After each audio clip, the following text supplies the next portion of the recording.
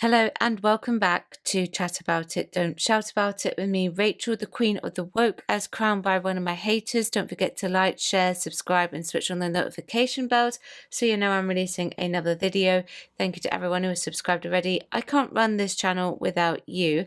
We're back to the crazy woke news because, well, it's past Doctor Who Sunday, so, we're back to it. Back to business. And we are actually going to be talking about the HBO Harry Potter series today. I will get to Doctor Who trailer tomorrow. Now, the HBO Harry Potter series is due to start filming very soon. They are currently in the casting process for the series. They toyed with the idea and put it out in the press that Papa Isidu should actually be playing Severus Snape.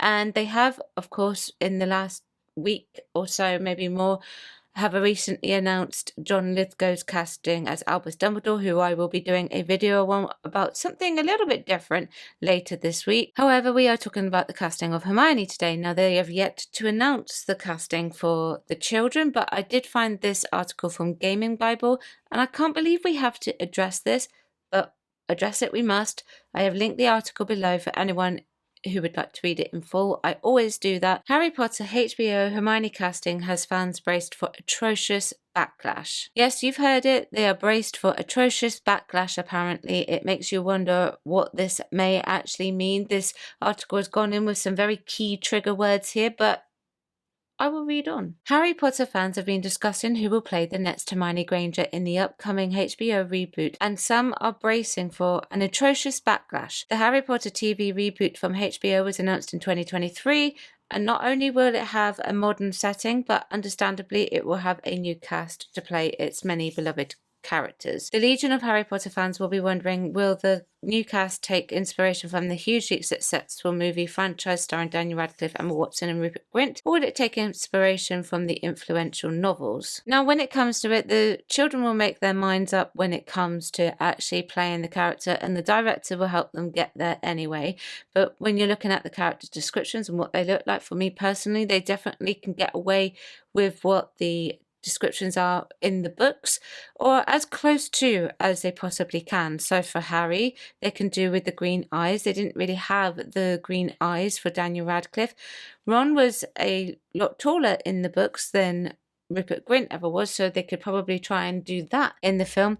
And I think they could probably try and do Hermione's buck teeth, so she has two enlarged teeth at the front in the first 4 books, and she uses magic to get rid of them halfway through book 4.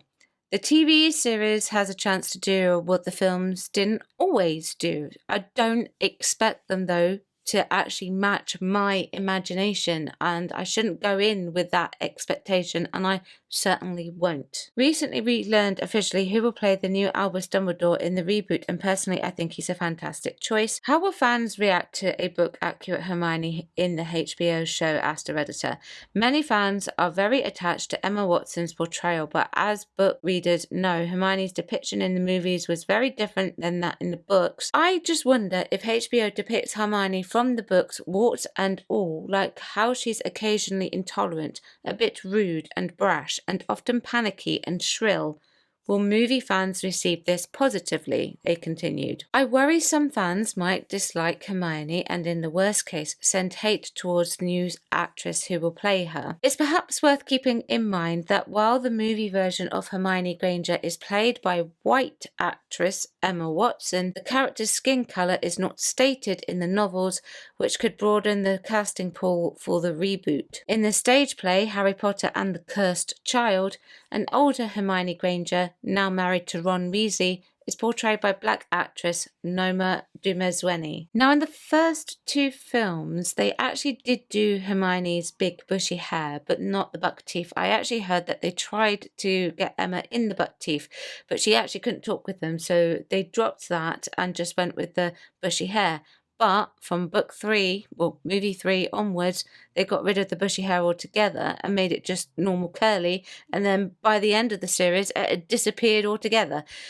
Now, I would actually, though, like them to go to her intolerance, rudeness, and brashness and panicky demeanour that she has in the books. She does mellow out through the series as it goes on, but it was something that they never really did with the Emma Watson version of Hermione.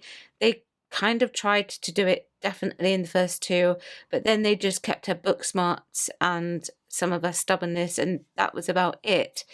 They don't have to, of course, naturally go to the extremes that the books go into, but it does need to be put back in. Now, no one, absolutely no one, should be sending any hate towards the child that they cast for this. That would be bad if they did, and it should never happen anyway, even to adults under any circumstances. Now, the next part of that article that I had just read to you draws attention to Hermione's skin colour and the fact that Emma is white and the stage version of Hermione, played by Noma Dumezweni, is black. Does the article really need to do that? No. The article is just making a point unnecessarily about skin colour, as a lot of activists do. If I recall, they don't actually mention Hermione's skin colour in the book. I don't recall. So theoretically, yes, you could do that. I have said that in the past videos when I've talked about Papa Asidu and Severus Snape. The issues occur when obviously they change the characters who are actually, like Snape, described as white. So they change the race for no reason whatsoever.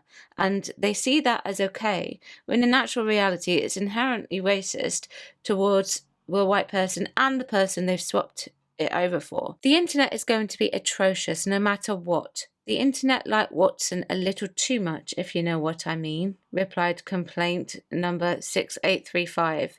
Hermione was not dislikable in the books, but she was not an idea of perfection as they made the movie Hermione to be, explained Hyperspace Sloth. I would like something closer to the books, but they don't have to go out of the way to make her ugly or distasteful. I do not find her ugly or distasteful in the books in general. Watson and Hermione merged to the point that many fans can't differentiate between the character and the portrayal by the actress. Many fans will say that new Hermione isn't Hermione at all because they don't realise who Hermione was in the books. And I think that is going to be the issue if, and only if, there was going to be a lot of atrocious backlash. And I say that very loosely.